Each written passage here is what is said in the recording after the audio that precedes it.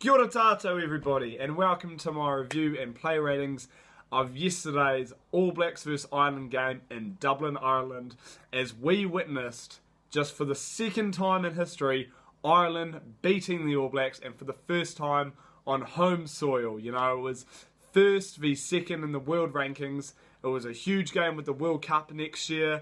Steve Hansen said whoever was going to win the game would be the number one team in the world, and Ireland won that. And on the records, we're number one, but to all the fans around the world, Ireland now seem as the best rugby team in the world. And to be honest, I think the All Blacks will be more than happy with that. Not being number one in the world going into a World Cup takes so much pressure off. And now that expectancy is on Ireland to perform and make the final and maybe even win.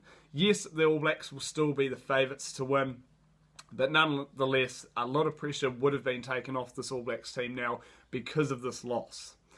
Congratulations to Ireland for getting the win. They thoroughly deserved it. They played better across the park on all bases, on all levels. Attack, defence, kicking, structure. They won a lot of the 1v1 battles and they played a great game, so credit to them. All Blacks, look, I was hoping they were going to get the win as much as everyone else. But if there's one team that I don't mind the All Blacks losing to, it is the Irish, unless obviously it becomes a habit. But congratulations to Ireland yet again for getting that win and shaking up world rugby just a little bit. So a couple of quick notes. 20 years it has been since the All Blacks were held tryless and to single digits in a game of football. 20 years it's been. So it's been a long time coming, and the Irish thoroughly deserve to take that off them, so congratulations again. As I just mentioned, Ireland dominated a lot of the 1v1 battles. You see, Peter O'Mahony had a great game and outshone Liam Squire for the first half an hour and dominated Scott Barrett as well. Tyg Furlong in the front row of the Irish dominated our front row miraculously. You got blokes like Rob Kearney who had a great game. Bundy Aki was instrumental. Jonathan Sexton was amazing. So all of those players put together had an outstanding performance for Ireland. New Zealand had to make 198 tackles. Ireland had to make 188. So only 10 more, even though for most of the game it seemed like we had to make countless tackles. Both teams missed 24 tackles as well. New Zealand just kicked the ball away too much again. They did that last week against England, and England dominated. When we stopped kicking, that's when we got possession territory and ended up winning the game. We kicked the ball away too much again this week, which is a coach killer. And for a fan like me, I sit there and I think, why? What's the point of kicking the ball away? Ireland have a great back three, and their counter-attack was great, and they got over the advantage line every time. You know, we 26 kicks in play last night, which was, I think, way too many. If you take that back to the first test against France this year, when we only had 17, and those 17 were all good, where these are 26 that are just a bit meaningless. So, look, All Blacks need to cut that out of the game 100%, because the last 2 weeks it's done no favours for them. Well, let's get into some play ratings, first of all. Damien McKenzie started at fullback again for the second or third week in a row now. Look, Damo was on the paddock for 55 minutes, made 4 tackles, 10 runs for only 12 metres, and he made 2 hamming errors. So it was far from Damo's best performance last night. Look, he's always trying and he's always eager to impress and put on a performance, but yesterday it just didn't go his way, so 6 out of 10 for Damo. Look, Ben Smith played a full 80 minutes on the wing, and every time he got the ball, he looked like something was going to happen. He wanted to make things happen, and he was posing a threat with every touch. Unfortunately, Ireland did really well at shutting him down. He only made a couple of really big breaks, but other than that, was shut down constantly. He did make 7 tackles, and from his 11 runs, only scrummaged up 50 metres. Yet again, Ben Smith, great under the high ball, but also made 2 errors. So, unfortunately for Ben Smith, only 6.5 for him this week. Jack Goodhue played the full 80, and a lot of people say, well, he didn't do much. You know, he didn't make any runs or anything, which, okay, credit to Ireland, they shut him down well. But Jack Goodhue made 16 from 16 tackles. I haven't seen any one of our backs make that many tackles in a long time. You know, usually it's our loosies or our locks dominating the tackles. Goodhue made 16 from 16. He did make 10 runs and only got 22 metres. He bet 3 defenders, but from a game that was so orientated on strong defence. I credit him highly on making 16 from 16 tackles, and for that reason I give him a 7 out of 10. And then Ryan Crotty playing 12, which is where he should be playing. Played 61 minutes. Get this, 20 from 20 tackles. Even top Jack Goodhue. We made 36 from 36 tackles in the midfield, which is mad. Okay, 5 runs for only 19 metres. Shut down again, Ryan Crotty, as Goodhue was, but solely on that brilliant defensive effort. I can't help but give him another 7 out of 10. That was amazing, and really, I think Ireland only scored 1 try, and that could be due to that amazing midfield effort. Rieko Ioane, 80 minutes last night, and far from his best game this year. Made 2 tackles and missed 3. Rieko Ioane also only had 7 runs, made only 58 metres, and yet again was shut down by the Irish back. So credit to Ireland, yet again, that's another battle that they won. So unfortunately for Rieko, I can only give him a 6 out of 10. Beauden Barrett, another mixed bag for Beauden Barrett. Some people say he had a great game, some people say he had a shocking game. Yet again, another opinion. So for me, he played 80 minutes, right? And at first 5, he made he looked pretty good and he was constructing backline well. Jonathan Sexton, though, was another level yesterday and was tackling Barrett. He was always on Barrett and made him look a bit shifty.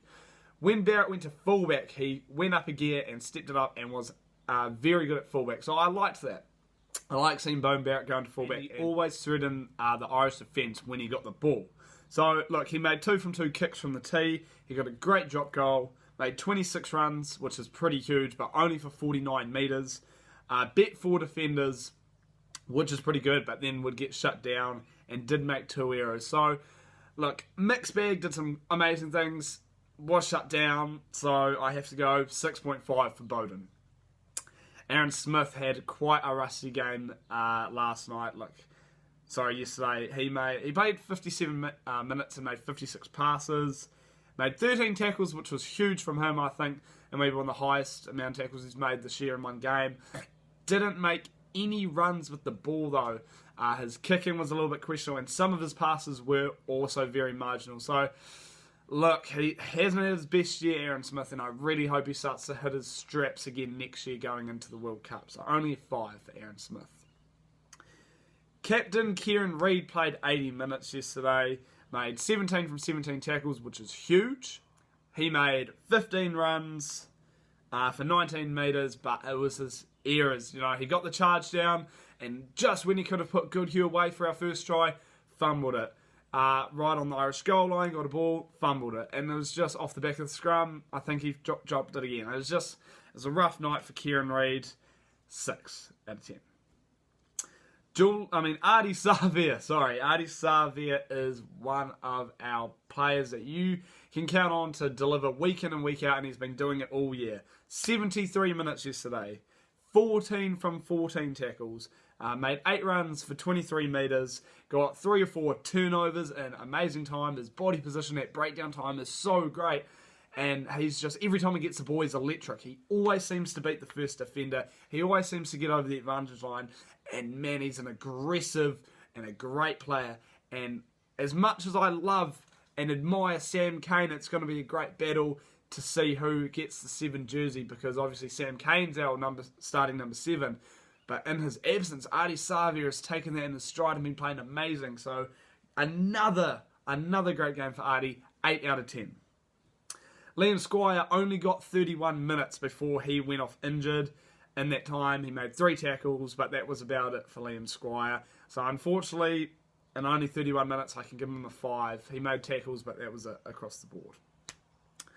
Sam Whitelock had another big 80-minute game ahead of him, and look, 16 from 18 tackles. Yet again, another high tackle stat, which is huge. 9 carries for 17 metres. Conceded 3 penalties of his own, which is niggly. It shows that he's trying to get turnovers and fight for the ball. But, you know, one of them was really silly playing the ball on the ground in the first half, which was a coach killer. But, look, other than that, he competed well at line-out time, and he added to what was a bit of a struggling scrum. He added some stability. So, look, just an average Sam Whitelock game without being amazing. So, 7 out of 10. Brodie Retallick had an amazing game last week, and it was it was going to be hard to back that up, but obviously it's Brodie Retallick, so he can do anything. Unfortunately, it was just not his night either yesterday. He did make 14 from 14 tackles. Again, I can't stress how good we were on D at some parts of the game. Ireland was getting like 12, 13, 14 phases, and we weren't really letting them get too much metres from that. So, a tribute to our great tackling. Look, 9 runs for 9 metres. Also made 2 errors. Unfortunately, dropped the ball on full time. He's only human, so we have to look past that. Everyone drops the ball, and it was just unfortunate. Line-out time was always competing without being a real threat, so 6.5 for Brodie. Owen Franks, 46 minutes, 17 tackles. Again, another huge tackle stat by Owen Franks. And the scrum was pretty shaky at the start, so unfortunately, him and Carl were getting beaten by the Irish props. So, look, Owen Franks, yet again, there on defence, not really on attack or scrummaging, so 6.5. Cody Taylor, also 46 minutes, made 7 from 7 tackles and 3 runs for about 12 metres. Yet again, scrums weren't the best. It's just one of those nights, and he looks very tired, and I've said it before, so I think he'll get rested next week. He's had a great year, but he needs to just take the summer to freshen up and get back to his prime. 6.5. And Carl Tuinukuafe, 46 minutes, made 10 from 12 tackles, which is huge. Didn't carry the ball, unfortunately, and obviously the scrum, which is usually his amazing dominance in the game. Tyg Furlong from Ireland just dominated him. He came back well late, Carl, but for the meantime when he was on the field, didn't quite hit his straps. Only a 6 out of 10 for him. Quick rundown of the bench. Dane Coles, 34 minutes, made 3 from 5 tackles, 4 carries for only 7 metres. Hope he will start next week and get some more game time because that's what he needs, but for this game, only a 6. Ofe Tuangafasi, 34 minutes, 8 from 9 tackles. Seemed to have came on and scrum well and really compete against Ireland, so I admired that, but yet again, only a 6. And same for Nepo Laulala, exact same, 34 minutes, 7 from 8 tackles, and did help the scrum without being amazing. 6 for him. Scott Barrett, 49 minutes, and made 11 tackles from 14 attempts. So he missed 3, but hey, he still made 11, which is a huge effort. Playing blindside, I must add. 7 runs for not too many metres. Line out really well, and he does play really well when he steps into the 6 jersey. So I think All Blacks might have to consider going into the World Cup his potential to maybe start some games at blindside as well, seeing how we go. But not a bad outing from Scott Barrett, 7 out of 10. Matt Todd only got 7 minutes, which is hard because he's a great player, but then you've got Artie Savia playing great footy, so he could only get on the park for 7 minutes. Made 2 from 2 tackles, but can't rate him on that. TJ Perenara came on for a struggling Aaron Smith, 23 minutes, made 4 runs. I think kicked a bit too much as well when we didn't need him to kick.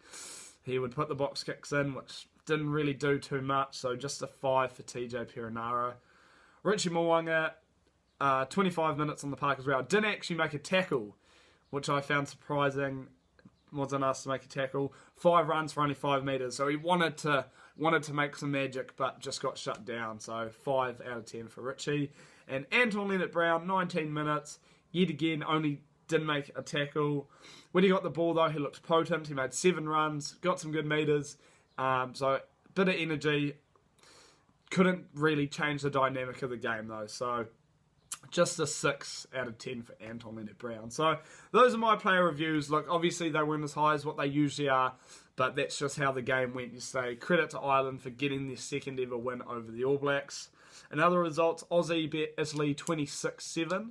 So congratulations to Aussie for getting that win. Italy denied a few tries, and the scoreline was a bit too close for comfort. Georgia 27-19 over Samoa. Great win for Georgia and their rugby going forward to the World Cup next year.